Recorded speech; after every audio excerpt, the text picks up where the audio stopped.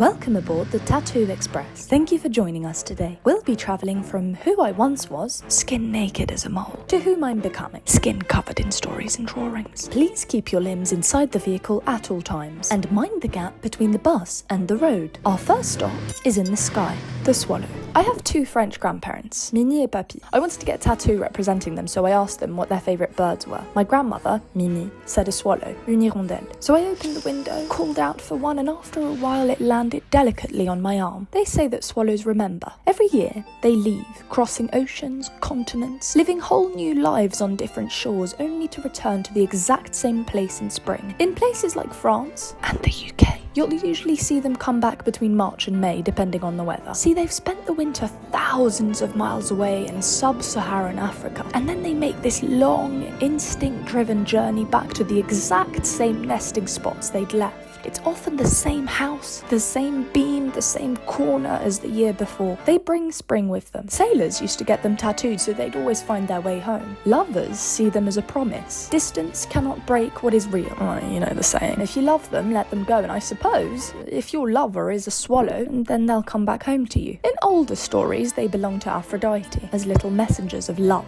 return, and devotion. This one here on my arm is my grandmother. Right now, she's currently in France, and one day, inevitably, she will be neither in France nor on Earth. But leaving isn't the end, for she'll always be my home, and I'll always be able to find my way back to her throughout my life.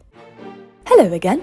We hope you're enjoying your trip. Here we are, approaching our second stop, the Wood Pigeon, le pigeon ramier. My grandfather, Papi, is French with Hungarian roots. I obviously asked him the same question as my grandmother, what is your favourite bird? And without hesitation, that man said, le pigeon ramier, the wood pigeon. In his later life, he was a pigeon keeper. Surprisingly, my grandfather and Mike Tyson have more in common than they think. He raised pigeons in his retirement, in this circular building in his garden, bigger than my current flat in London. But anyways, he took care of them, repetitive care laced with that which he imbues in all that he undertakes. Pigeons in general have always lived alongside humans. We bred them, raised them, and trusted them to carry letters across impossible distances. They became symbols of loyalty, homecoming, service, and devotion, until of course we didn't need them anymore and they became a pest. Oh, how sickeningly human race of us. So this one isn't so much about the myth of pigeons, it's about the routine of love, the repetitive nature of passion, of needing to cater to that which keeps your heart full for it to keep on filling it up, about how building anything must be done over time and not overnight.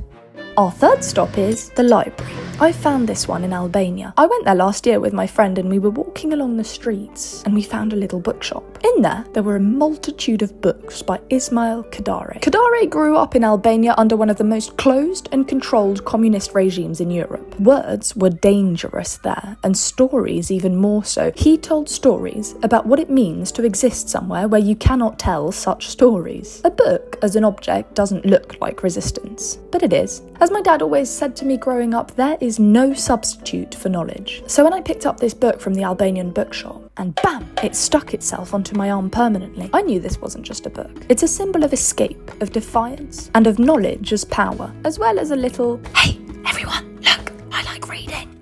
Here we are, approaching our fourth stop, the Flower Bouquet. This one was drawn on me by a friend at school, and later immortalised on my arm. There's no grand symbolism or mythology, it just covers a scar that I had, and what better way to do that than with a bunch of flowers from a friend.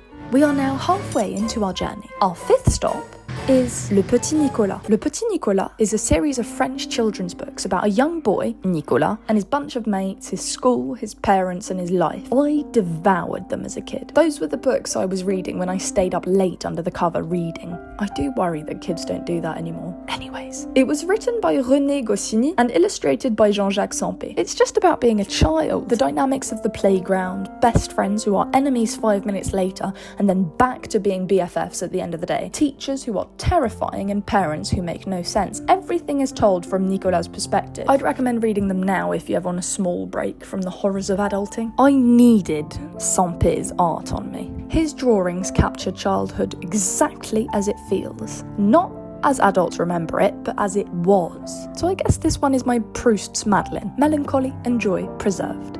Our sixth stop is by the Sea of Venus. I got her to mark my entry into my 20s. The birth of Venus was painted in the 1480s by Botticelli. There's something quite strange about her in the painting. She isn't quite real. Her body's a bit too long, her stance is a bit impossible. She should fall, but she doesn't. And the whole painting feels like that. A dream of beauty rather than beauty itself. See, Venus isn't just a beautiful woman. She's an idea that the Renaissance was obsessed with. That beauty can elevate you, refine you, and bring you closer to the divine. Alas, like all stories of female beauty depicted by men, hers is the same. She comes from violence. See, Venus was conceived when the Titan, Cronus, castrated his father, the god Uranus, whose severed genitals fertilized the sea. And out of that, she was born. And so here she is on my arm, marching with me through my 20s, risen from someone's dick and forced to carry the burden of her birth forever. Ladies and gentlemen, our 7th stop, the Ladybird.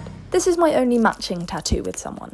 I got it with my friend Em. She's small, lucky, jazzed up and mighty. So is the Ladybird. She actually doesn't mean anything other than, ooh, wait, that's really cute. Let's get that one to match. She's proof that not everything has to be profound. Life is silly, and as Kurt Vonnegut said, we are here to fart around.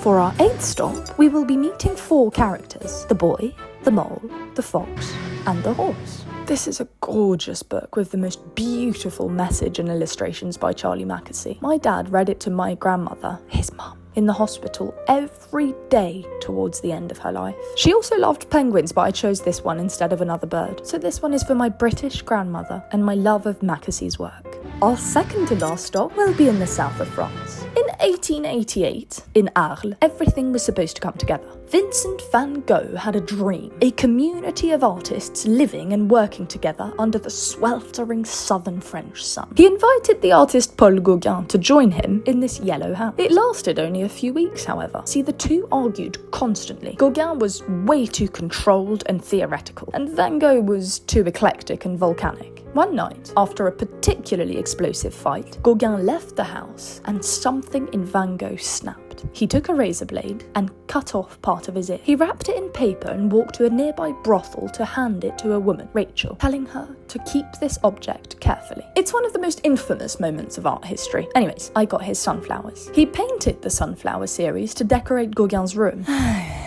Gauguin wasn't impressed, but today, those sunflowers are among the most recognisable paintings on earth. Just do your thing, I guess, guys. Who gives a fuck what other people think?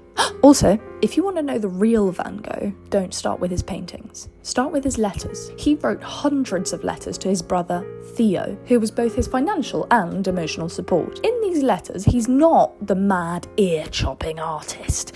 He's thoughtful, funny, analytical, and often painfully self-aware.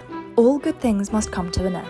And here we are, our final stop. This one is special. It's up in space. On asteroid B612, the Little Prince. Some people have the Bible as their Bible. Mine is the Little Prince. Love, loss, absurdity, responsibility, everything you would ever need to know about life is in this book. All explained by a child who lives on an asteroid. This little planet is small enough that the Little Prince can watch dozens of sunsets in a single day, just by moving his chair a few steps. It has 3 volcanoes, 2 active ones, and 1 extinct. Though he says, sensibly, that you never know. He cleans them all regularly, like chimneys. There's also a single rose, the most important thing on his planet, though he only realises this once he meets other roses on our planet. It's not really a children's book. See, it's about how adults lose imagination, how love is a responsibility, how meaning comes from attention, and how the things that matter the most are the ones you often overlook.